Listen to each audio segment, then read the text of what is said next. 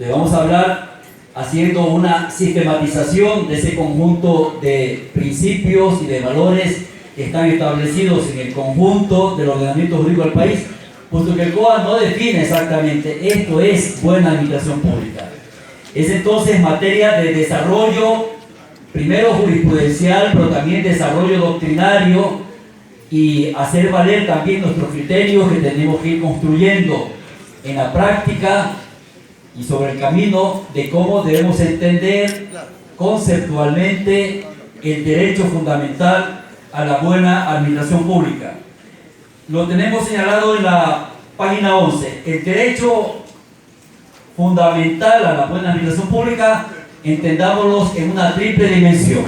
Primero, como derecho fundamental efectivamente de las personas. Segundo, como un principio de actuación de las administraciones públicas. Y tercero, como una obligación a cargo de los poderes públicos. Recordemos, derecho fundamental de las personas, principio de actuación de las administraciones públicas y obligación a cargo de los poderes públicos.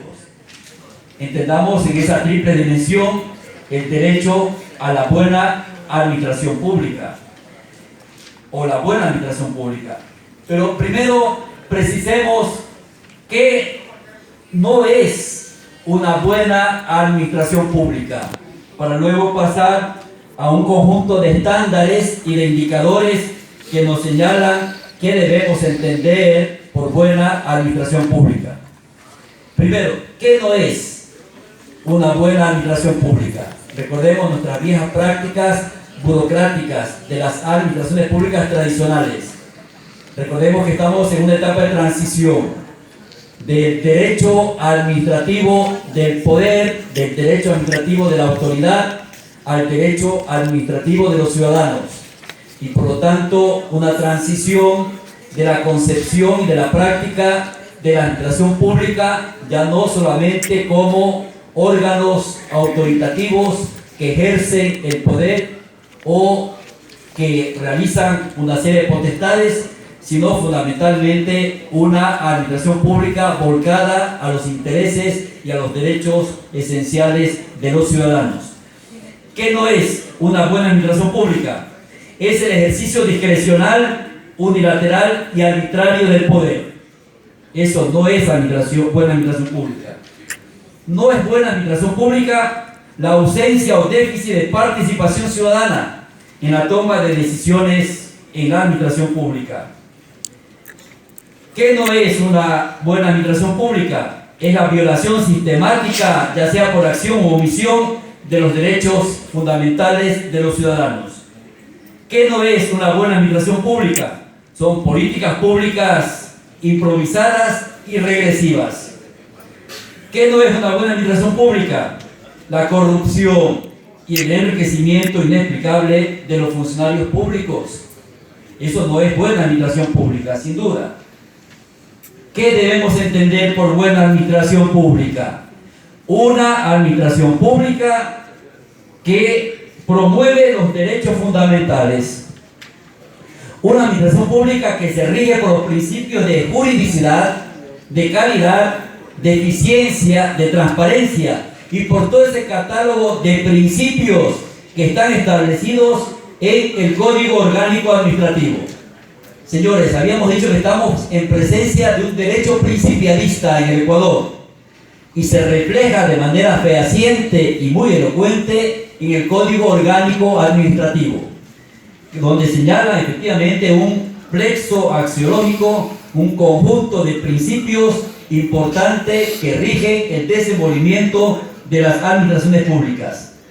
¿Qué tal? El principio de eficacia, principio de eficiencia, principio de calidad, principio de jerarquía, de concentración, de descentralización, de coordinación, de participación, principio de planificación, principio de transparencia, principio de evaluación, principio de juridicidad, que me permito, felizmente en el código están debidamente conceptualizados cada uno de estos principios.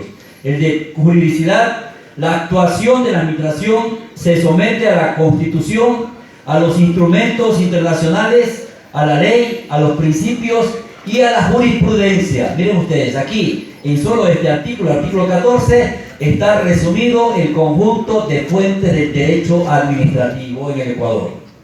¿Cuáles son las fuentes del derecho administrativo en el Ecuador? El artículo 14 lo consagra.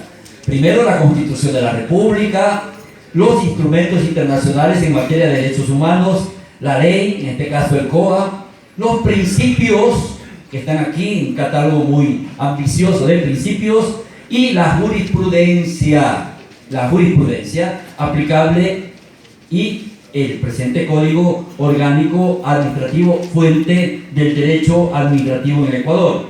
Principio de responsabilidad. ¿Cómo define el COA el principio de responsabilidad de la administración pública? El Estado responderá por los daños como consecuencia de la falta o deficiencia en la prestación de los servicios públicos o las acciones u omisiones de sus servidores públicos o los sujetos de derecho privado que actúan en ejercicio de una potestad pública por delegación del Estado y sus dependientes, controlados o contratistas. ¿Qué tal? Todo el sector público, todo el Estado en su conjunto responde, eso quiere decir principio de responsabilidad, responde frente a las acciones u omisiones de la administración pública que pueda causar daños o afectar intereses de los ciudadanos.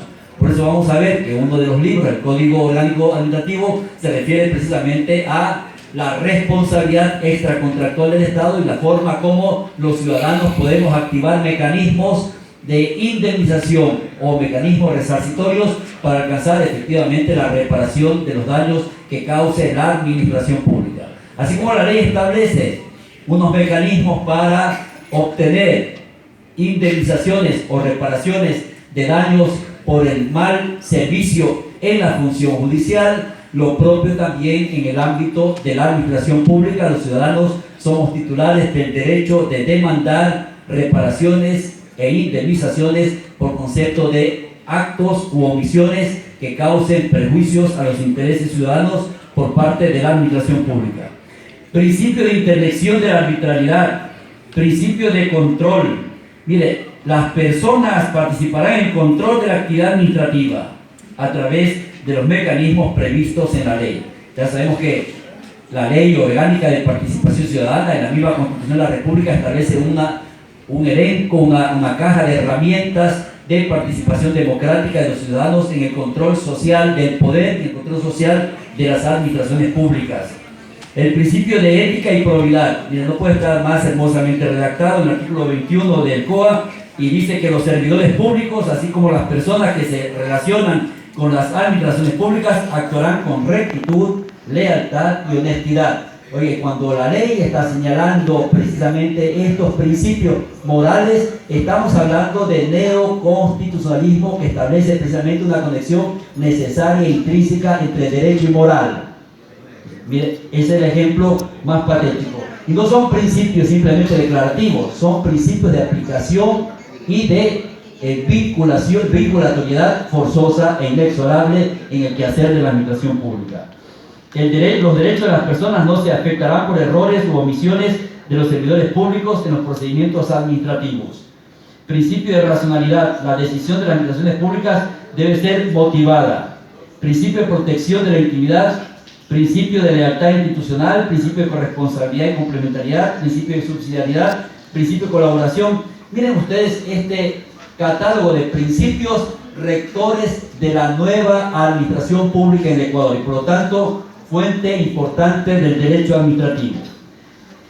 Y vamos a referirnos específicamente al derecho fundamental a la buena administración pública. Y antes de eso, hacer una relación entre el artículo 33 que habla del debido procedimiento administrativo. Miren ustedes, el debido procedimiento administrativo, así como hablamos del debido proceso judicial que nos trae la Constitución de la República en el artículo 76, que es un proceso limpio, un proceso justo, un proceso transparente, donde tengan efectivamente igualdad de oportunidades las partes en un proceso judicial. Igual en el campo administrativo utilizamos la categoría de el debido procedimiento administrativo.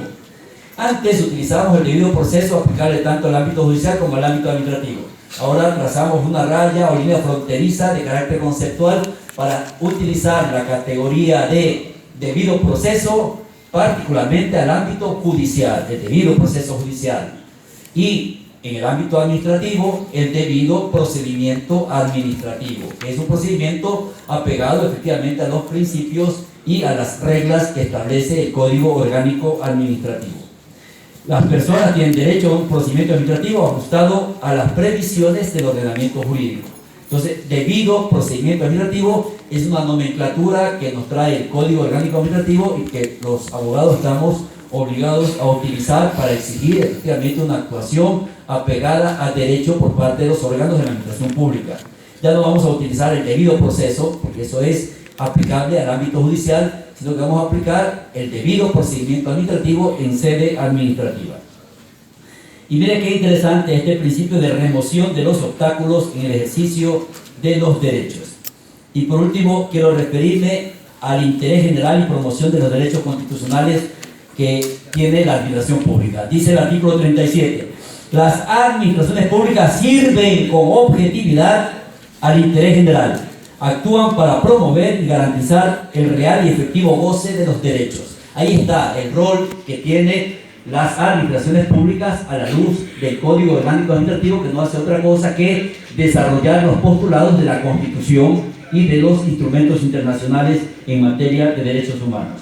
Entonces quiero pedirles que hagamos una conclusión con respecto a la definición operativa del concepto de derecho fundamental a la buena administración pública que consagra el artículo 31 del Código Orgánico Administrativo.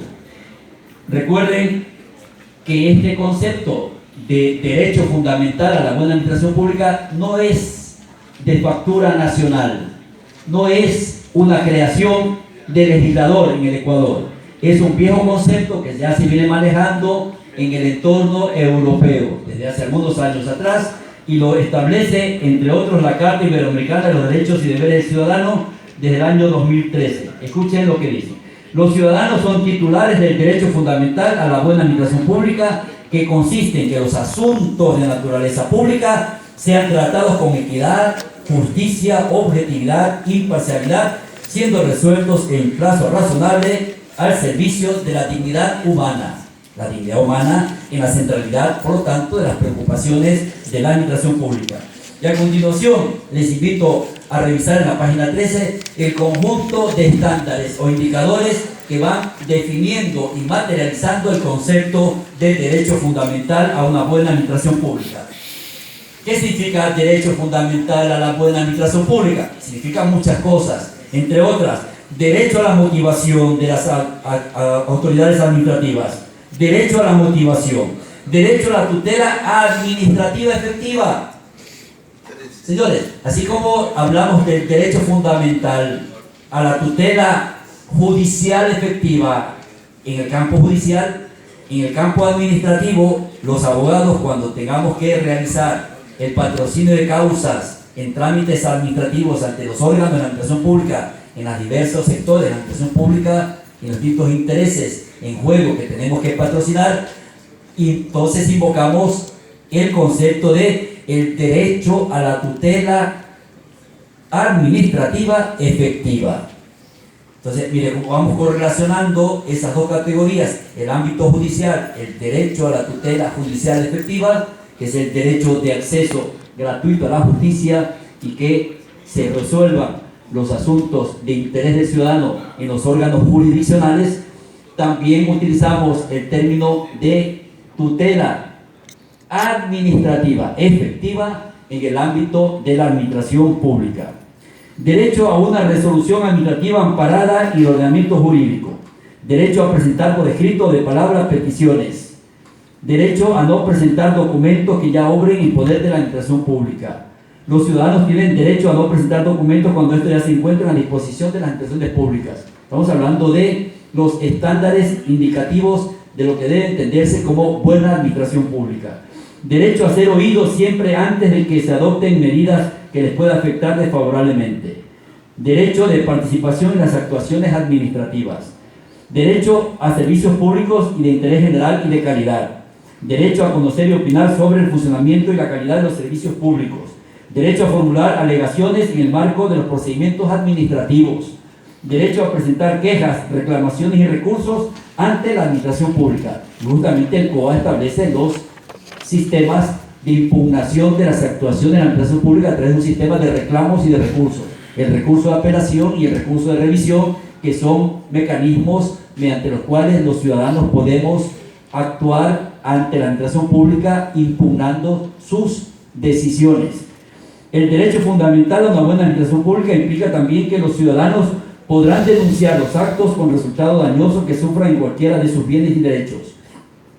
Derecho a conocer las evaluaciones de gestión que hagan los entes públicos, derecho de acceso a la información pública y de interés general, derecho a copias selladas de los documentos que presenten a la administración pública, derecho a ser informado y asesorado en asuntos de interés general, derecho a ser tratado con cortesía y cordialidad por parte de la administración pública, derecho a conocer el responsable de la tramitación del procedimiento administrativo, derecho a conocer el estado de los procedimientos administrativos, derecho a ser notificado por escrito en los plazos y términos establecidos en las disposiciones correspondientes, derecho a participar en asociaciones o instituciones de usuarios de servicios públicos de interés general, derecho a exigir el cumplimiento de la responsabilidad de las personas al servicio de la administración pública. He aquí entonces un catálogo de derechos omnicomprensivos del concepto de derecho fundamental a la buena administración pública. Entonces, derecho fundamental a la buena administración pública se operativiza a través de un conjunto de derechos que son los que estamos mencionando aquí. Y por último, y que quede para una reunión ya un poco más específica del tratamiento de los temas claves del derecho administrativo que trae el COA, tener bien claro cuál es el ámbito de regulación de la estructura del Código Orgánico Administrativo. Es decir, ¿qué aspectos regula? Primero, tener claro que tiene 5 libros nuestro Código Orgánico Administrativo, no es de mucho texto, pero sin embargo está conformado por 5 libros. Un libro preliminar, donde están todo el conjunto de principios que acabamos de revisar, los principios rectores del ordenamiento jurídico administrativo en Ecuador y por lo tanto de aplicación obligatoria por parte de la administración pública. El libro primero que habla de las personas y las administraciones públicas. El libro segundo sobre el procedimiento administrativo. ¿Qué es el procedimiento administrativo? Lo habíamos dicho, es el conjunto de actuaciones que hace la administración pública que constituyen el cauce del ejercicio de sus potestades. Y por lo tanto, cuando realiza un conjunto de actos administrativos, hechos administrativos, contratos administrativos, actos normativos de carácter administrativo y actos de simple administración, está efectivamente realizando procedimientos de carácter administrativo. Y los ciudadanos tienen todo el derecho de interactuar con las administraciones públicas en tanto en cuanto afecte sus intereses y presentar por lo tanto reclamos y recursos que están debidamente normados por el Código Orgánico Administrativo. Luego, los procedimientos especiales. 2 procedimientos especiales, los que me gustaría conversar en una próxima ocasión. El procedimiento sancionador, que es no otra cosa que un conjunto de actuaciones para que la administración pública ejerza su potestad sancionadora. Potestad sancionadora que debe entenderse en 2 dimensiones. Potestad sancionadora de una institución pública hacia afuera, hacia los ciudadanos, y potestad sancionadora de la administración pública hacia adentro de la propia institución. Cuando es hacia adentro de la propia institución, cuando sanciona a sus servidores públicos, hablamos de procedimiento administrativo disciplinario. Procedimiento administrativo disciplinario. Y utilizamos el término de procedimiento administrativo sancionador cuando la institución pública en ejercicio de su potestad sancionadora sanciona a los ciudadanos hacia el exterior de la institución. ¿Qué tal? El municipio sanciona a un ciudadano porque está violentando la normativa municipal respecto de construcciones y le sanciona con una multa o con la suspensión de la obra. ¿Qué tal? Estamos hablando precisamente de la facultad sancionadora de la administración pública entendida en esa vertiente de sanción de la institución hacia afuera, hacia los ciudadanos. Pero cuando la institución procede a sancionar a su propio personal por faltas debidamente tipificadas y con sanciones establecidas efectivamente por el ordenamiento legal, instaura lo que llamamos sumarios o procedimientos administrativos disciplinarios.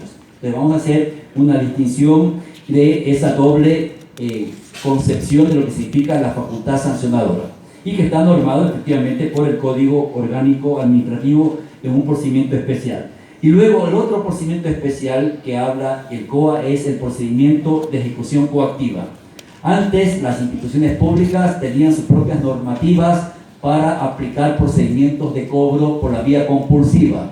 ¿Qué tal? El IES, por ejemplo, el Instituto Ecuatoriano de Crédito Educativo, ahora tiene otra denominación, quería cobrar a algún deudor que estaba efectivamente en hora de cumplimiento de sus obligaciones de reintegrar los valores de lo que fue beneficiado con un préstamo por becas o por créditos educativos. Entonces le aplicaba efectivamente un instructivo que estaba señalado en normas dispersas y particularmente en el Código de Proceso Civil en su tiempo.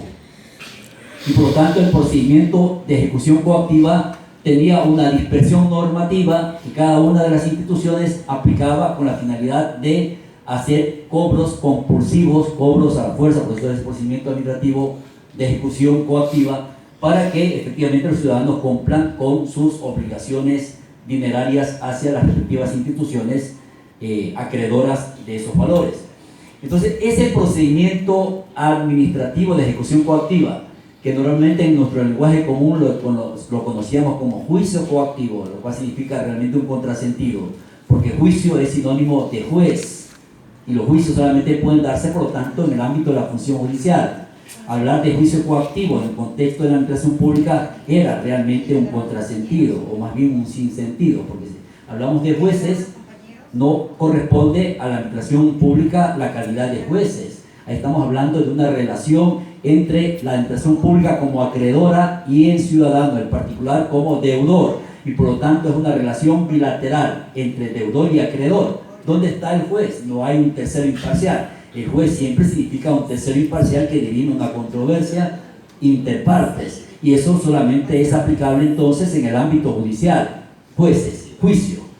Acá en procedimiento de cobros por la vía coactiva hablamos simplemente de procedimientos administrativos de ejecución coactiva, así que ya nunca más utilizar el nombre de juez de coactiva o juicio coactivo para referirse a estos procedimientos que son meramente administrativos, procedimiento administrativo de ejecución coactiva.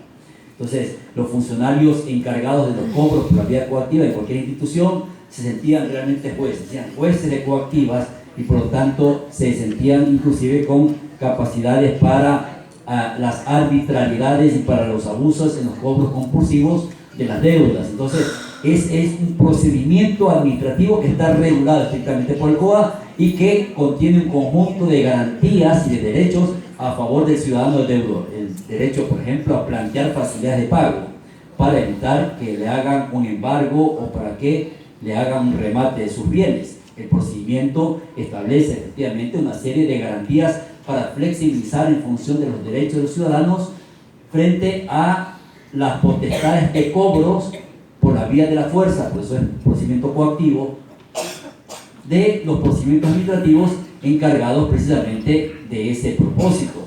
Pero estamos hablando de procedimientos administrativos de ejecución coactiva que debe seguir también un debido procedimiento y una serie de garantías y de derechos que tiene el ciudadano coactivado.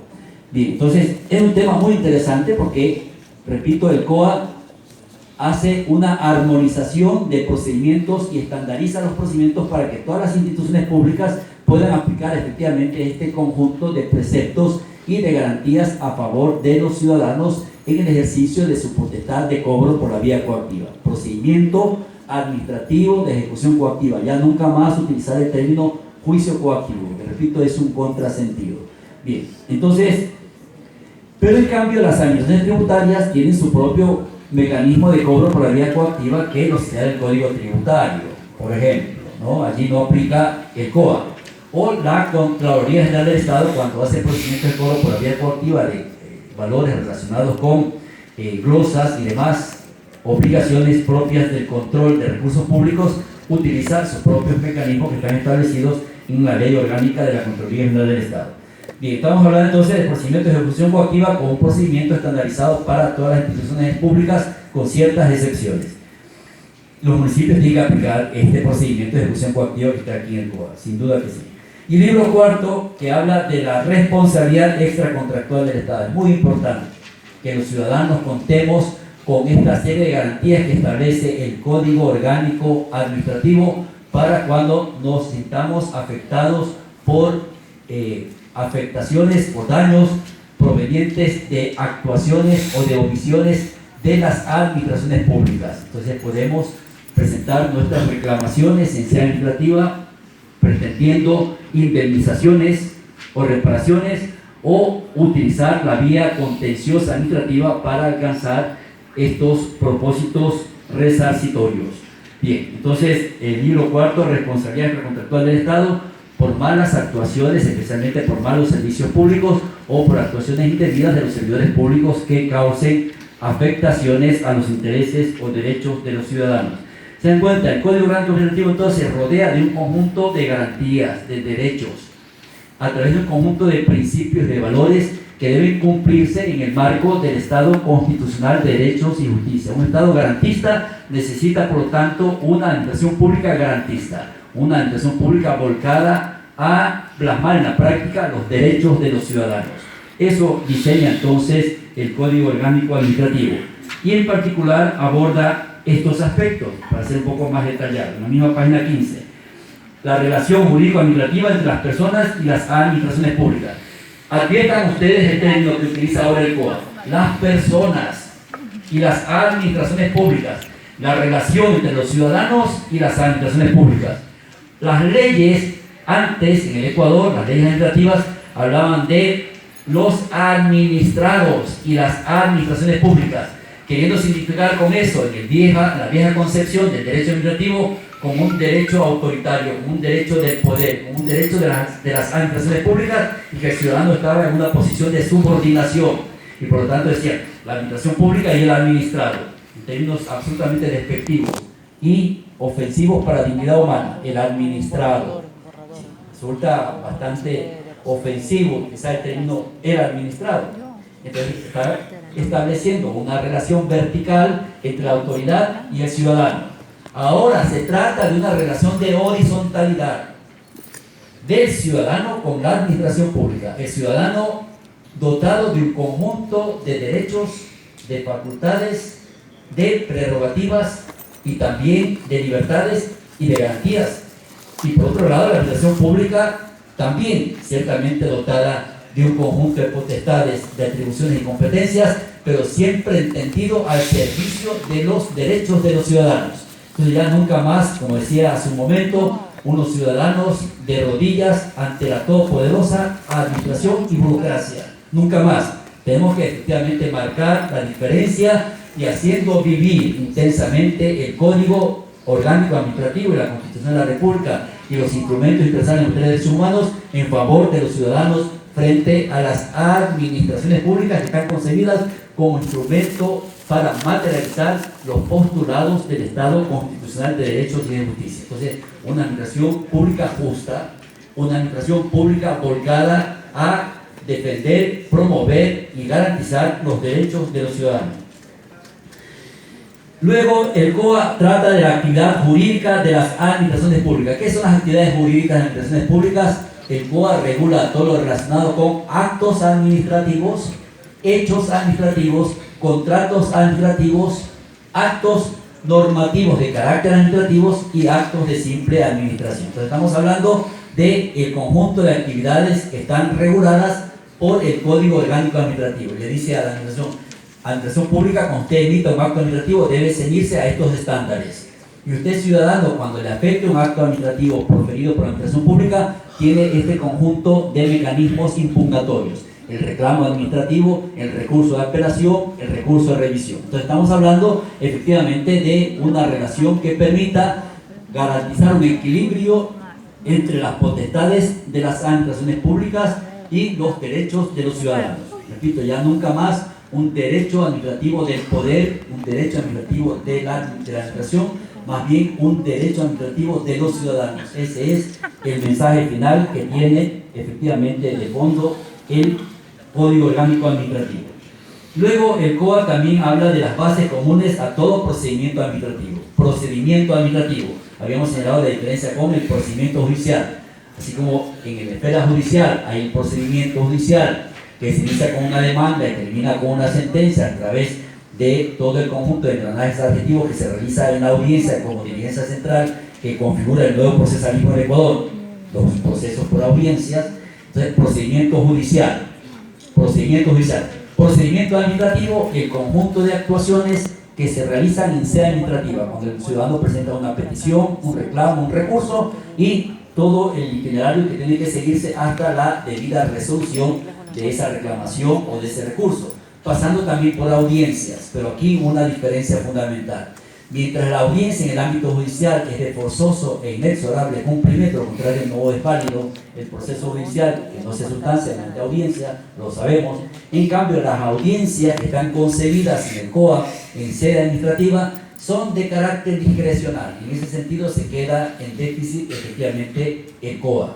El COA establece que es a petición de parte y por voluntad exclusivamente de la administración pública que puede convocarse efectivamente a una audiencia para que el ciudadano pueda interponer sus argumentos y sus alegatos frente a la administración pública. Entonces, aquí la audiencia solamente tiene un carácter discrecional de la administración pública. Bien, luego el COA trata sobre el procedimiento administrativo, la impugnación de los actos administrativos por vía administrativa.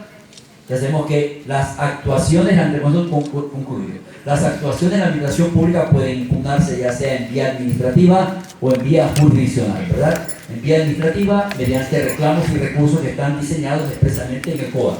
Pero los abogados tenemos que ser expertos en presentar reclamos, solicitudes, recursos de apelación y recursos de revisión en sede administrativa, dependiendo de los intereses de nuestros clientes, los ciudadanos, cuando sean afectados por actuaciones de la administración pública, a través de actos administrativos, hechos administrativos que realice la administración pública o contratos administrativos que se lleven. En fin, entonces estamos hablando de un sistema de reclamos y recursos en sede administrativa. Y también podemos impugnar, por supuesto, y eso será materia, ojalá, de un pronto seminario que podamos hacer sobre mecanismos impugnatorios en sede judicial. Cuando el ciudadano tiene que litigar contra la administración en sede judicial. Ahí hablamos entonces del proceso contencioso administrativo. Pues un proceso contencioso administrativo de plena jurisdicción, o un proceso contencioso administrativo objetivo de anulación, un proceso contencioso administrativo por lesividad, un proceso contencioso administrativo por responsabilidad objetiva del Estado o un proceso contencioso administrativo por temas de contratación pública. Hay una serie de procesos contenciosos administrativos que pueden activarse en el seno de la Administración de Justicia Especializada, que es la jurisdicción contenciosa administrativa, el Tribunal Distrital de lo Contencioso Administrativo. Entonces tenemos dos vías, los ciudadanos, para impugnar decisiones provenientes de la administración pública que afecten nuestros intereses: la vía administrativa y la vía contenciosa administrativa. Y el COA también establece los aspectos relacionados con la responsabilidad extracontractual del Estado y los procedimientos administrativos especiales para el ejercicio de la potestad sancionadora y la impugnación de procedimientos disciplinarios y, por último, la ejecución coactiva. Bien, entonces tenemos una idea general de lo que significa el Código